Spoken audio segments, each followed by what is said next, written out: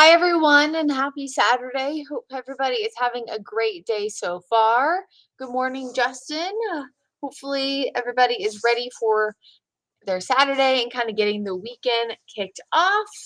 We do have a chance for some scattered showers and storms today, so let's kind of get right to it. It is a day where we want folks to stay weather aware just due to the risk for some of those scattered showers and storms becoming strong to severe.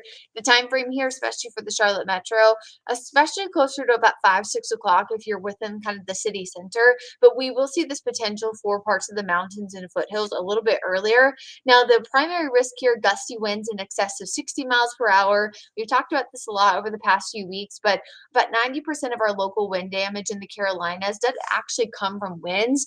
People a lot of times focusing so much on tornadoes, but I think it's because they're just kind of shocking to look at oftentimes because of the pictures, the videos. But winds can do a lot of damage just as much, sometimes even worse when it comes to downbursts and microbursts. You saw the derecho videos from what happened a few days ago in Houston. So winds, really wind is wind. It doesn't kind of matter sometimes where it comes from. Flooding risk also, I've elevated this a little bit more. And the reason why, if these storms today were by themselves, don't think it'd be a big flooding risk. But we've seen a lot of rain as of late. In fact, the first half of May has actually been the wettest first half of May that we've had on record in Charlotte. And so we've just seen a lot of rain over the past few weeks. So just be mindful of that as you're heading out and about. Not a significant risk for hail. When you see this low risk, it's typically for what's considered large hail, which is that quarter size or bigger. But there is a lot of penny size hail, could be potential pea size, nickel size dime, which again is considered small to medium size. And so, based on the fact that we know that that can even do damage to cars, windshields, things like that, just be mindful as you're heading out the door this afternoon. So that is our main time frame between about 4 and 10 o'clock for most of the area today. Now we have seen some rain so far this morning, but again, it's kind of like what we had yesterday. It is just rain. It has not been storm so far. This is always such a pain that these clickers don't ever want. That has something right on there. What is that? I need to clean that after we do this. So one of the spots that we've actually seen some rain already is over toward Boone and King Street. You can actually see some folks walking around, and there are some slick spots on the roads. That's actually because we've seen some rain so far this morning over in Boone and King Street. As the camera kind of swings, you can actually see some of those slick spots on the roads. Radar showing some of that light to moderate rain. No storm so far today, although we've already started to see some sunshine peek through. And that was really the main factor why we didn't see any storms yesterday, is the fact that it was cloudy for most of the day. That will be a little bit different this afternoon, with the sunshine being out a little bit more. We're also seeing some pockets of heavy rain on the southern tip there of mainly Chesterfield County toward McBee, just to the south and west there of Patrick. So those are really the only spots kind of on the edges of our viewing area that have seen rain so far today. Although we had some light showers in parts of Union and Anson County earlier this morning, mostly about 6 a.m. And if you were with us at the 4, 5, and 6 yesterday, we mentioned this a little bit. We have a front that's situated just to our north, and yesterday it was a little bit more northeast. And we have all this warm, moist wind coming in from the south and southwest that's kind of trapped here because of the front. And as it's happened, it's really trapped all this warmth and muggy air. So because of that, we, of course, have been really elevated in terms of our humidity. That allows for more updraft potential, which, of course, can lead to a better chance for localized hail. But also, this will increase our potential for heavy rain because there's more moisture in the atmosphere. That means the heavy rain potential is higher. So that's another reason why we got to keep an eye on that flooding risk. But yesterday, with the lack of sunshine, right, we didn't see a lot of that. But the rain we saw yesterday did cause some pockets of heavy rain and some downpours. So just be mindful of this as we progress throughout the day. The rain that falls can certainly become heavy pretty quickly. So here we are around 2, 3 o'clock. Showers and storms, pockets in the mountains start to develop. Now this particular model I think is moving a little bit quicker, but I think it's pretty good with the time frame here between 2 and 3 to start off in the mountains and foothills, then eventually moving closer to the Charlotte Metro around 5, 6 o'clock. Again, that time frame for pretty much, I would say, from Lincoln County down toward Union and Anson, again between 4 and 10, and then eventually sweeps through by the time I would say about 10 o'clock is over. And then we're completely dry as we approach midnight. Now, an important note overnight and heading into Sunday morning, especially if you have plans to be outside on Sunday, night's game, of course, first pitch is at 1 o'clock. We will likely see some light rain overnight, some patchy drizzle, especially with the moisture sticking around. cloudy sky conditions to kick off Sunday, maybe even some patchy fog. But Sunday will be a little bit different because I think a lot of that rain will be in the morning. And then eventually some of that drier air will mix in. I think a lot of the area will start to dry out by the second half of the day. In fact, a lot of our model data has been pretty consistent on trending drier for the afternoon. And so right now I've kept us at 30% just to kind of indicate that chance of rain a little bit earlier in the day. But I do think it's pretty decent chance right now that we won't see much, I would say after about 1 o'clock. So that's of course good news if you have plans to be outside by Sunday afternoon.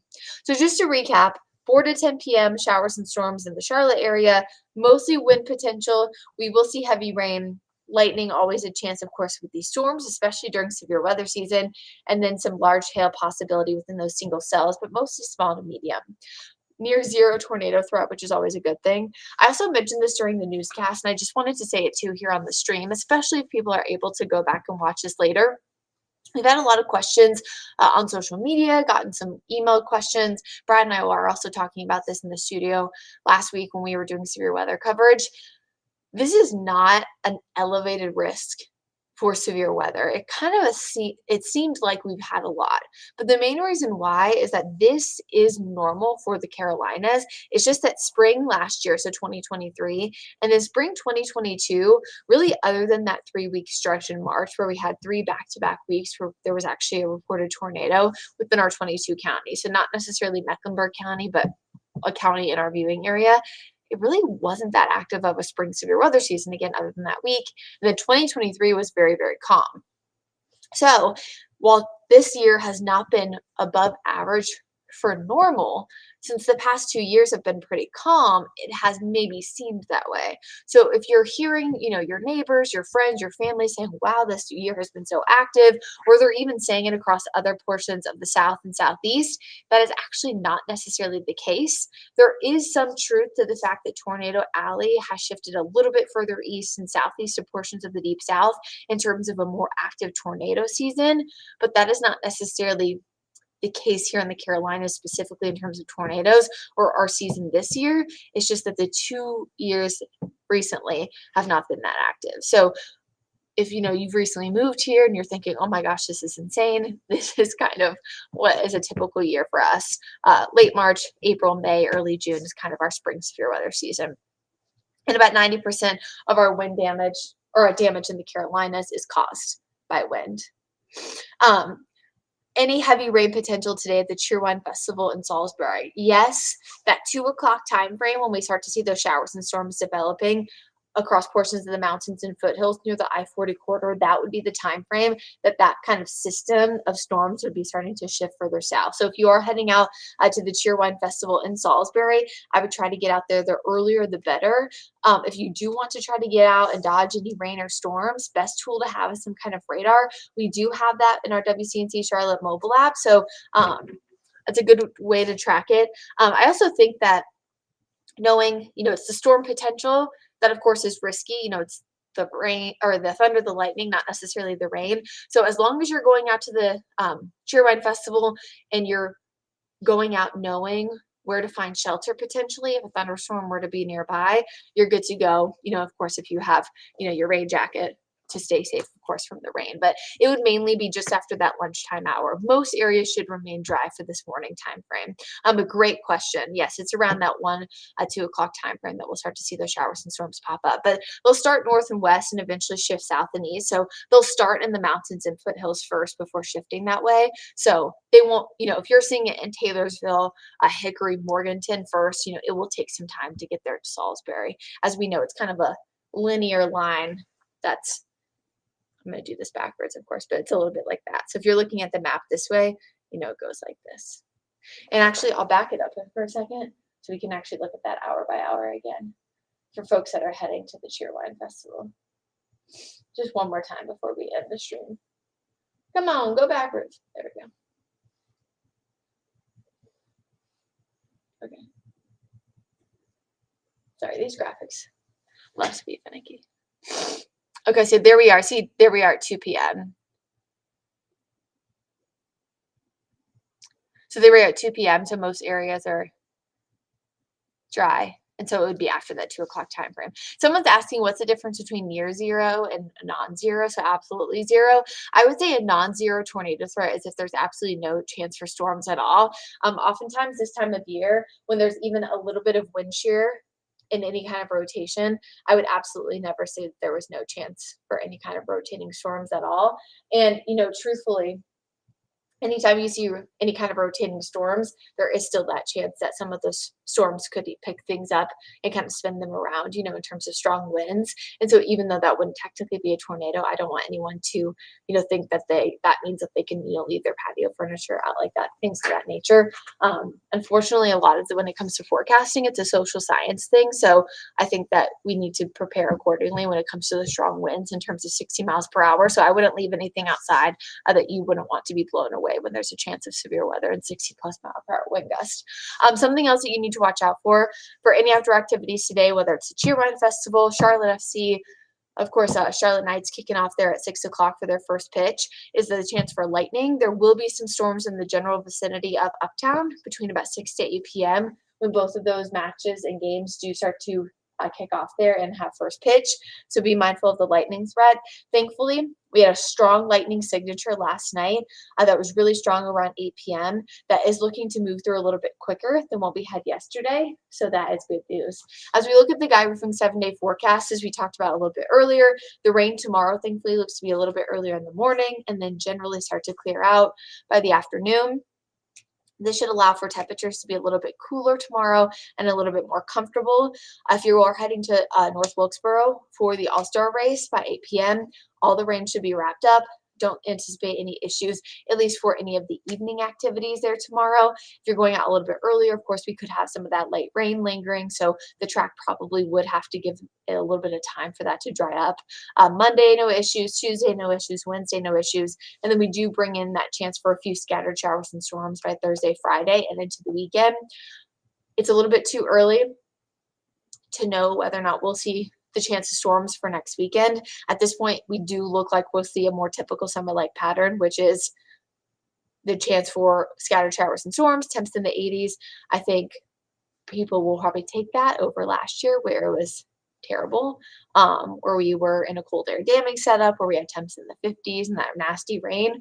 But we'll continue to fine tune that forecast, bringing updates off and on throughout the week. But at this point, I don't see any pattern to indicate that we'll have a similar forecast to last year. Yes, I definitely think that we'll see similar setup to the lightning thread that we had with Monday storms. A chance of really severe storms today. I don't know what you mean by really severe.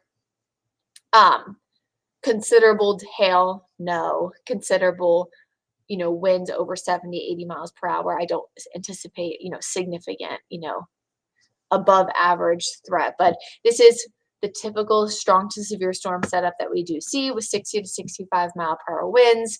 As they roll through the Carolinas, we will likely see some of those strong storms cause damage, as they often do. We have a lot of saturated ground because of all the rain that we've seen.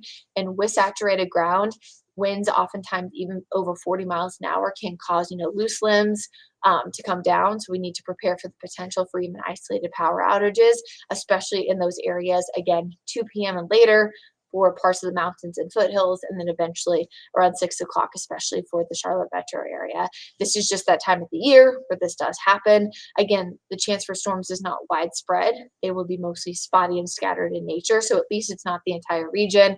This is not a setup similar to 2 weeks ago where we had the 2 tornadoes in Gaston County, and this is not a setup similar to, I guess it's about almost a month ago now, where we had those 2 storms that created intense hail in Rock Hill. So it's not similar to those storms.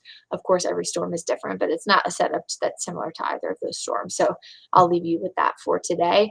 Stay safe, stay weather aware this afternoon, especially between about 4 to 10 p.m. if you're across the metro. Again, great tool to have if you want to track the rain and storms live. It's WCNC Charlotte mobile app. Tomorrow, showers lingering, some light rain early in the morning. We should clear out throughout the day, and we will get a break from some of those showers and storms early in the work week. And then hard to believe that Memorial Day weekend is already upon us next weekend. Have a great Saturday.